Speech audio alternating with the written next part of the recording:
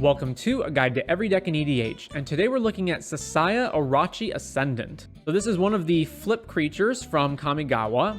It's a 3-mana 2/3 Snake Monk, and it says reveal your hand. If you have 7 or more land cards in your hand, you can flip him over. And when he's flipped over, he flips into a legendary enchantment, Sasaya's Essence, which says whenever a land you control is tapped for mana, add 1 mana of that type to your mana pool for each other land you control with the same name.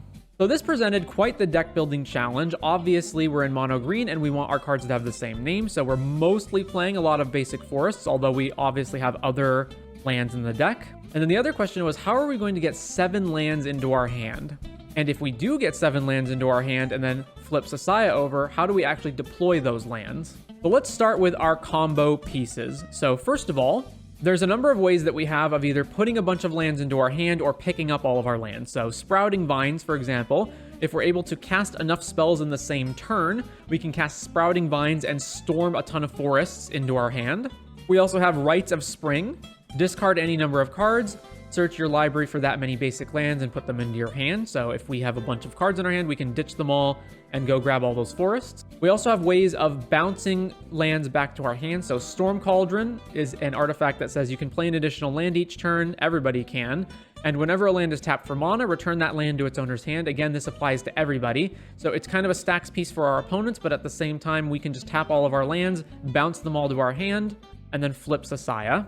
We also have Mana Bond on your end step. You can reveal your hand and put all lands from it onto the battlefield if you do discard your hand. We also have Multani. So this is if it's in our graveyard, we can pay 1 and a green to return 2 lands you control to owner's hand and then return Multani from the graveyard to your hand. We can hold priority on this ability. So let's say we've got 6 mana available. We can activate this, hold priority, activate this, hold priority, activate this. And then we will return 6 lands from the battlefield back to our hand and then return Multani.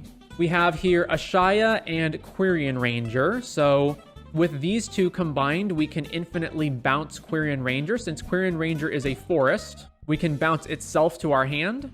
And then as long as we have a way of giving Quirion Ranger haste, we can tap it, bounce it to our hand, recast it, bounce it, tap it, bounce it, put it back in our hand, tap it, bounce it, put it back in our hand, play it again, over and over and over. This is the storm count that we need for Sprouting Vines.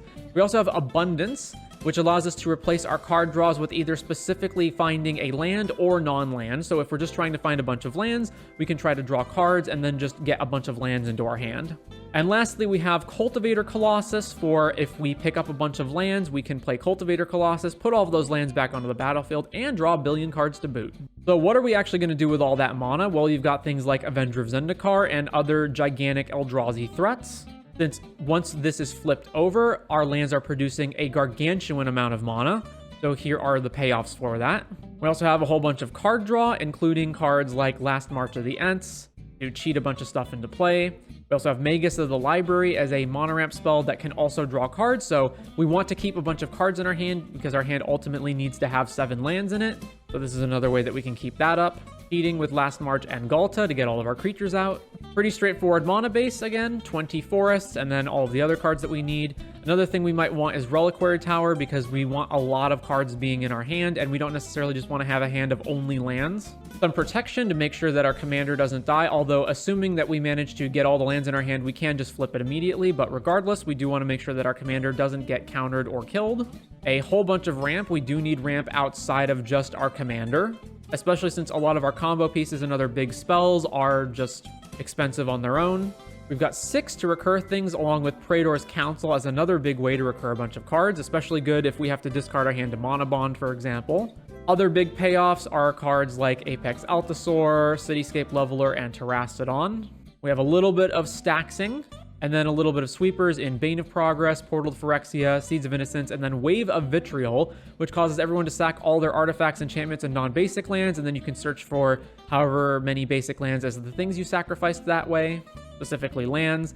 In this case, we have 20 basic forests in our deck, so not so much of a problem for us. And then with the other huge amount of mana that we're generating, we can cast Finale of Devastation for X equals, a gigantic amount. We also have Nylea's Intervention as a way of finding a whole bunch of lands out of our deck.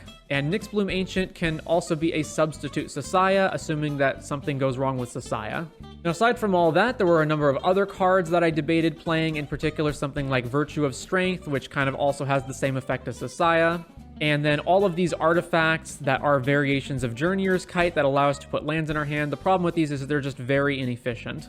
And then the remaining cards, I felt like I had enough, like Fade from History. I felt like Bane of Progress and the other sweepers were enough. We didn't need this. I felt like we had enough big threats and that these ones were the worst of them, so ultimately wound up not playing these either. So with that said, that is going to do it for Sasaya Orochi Ascendant in EDH.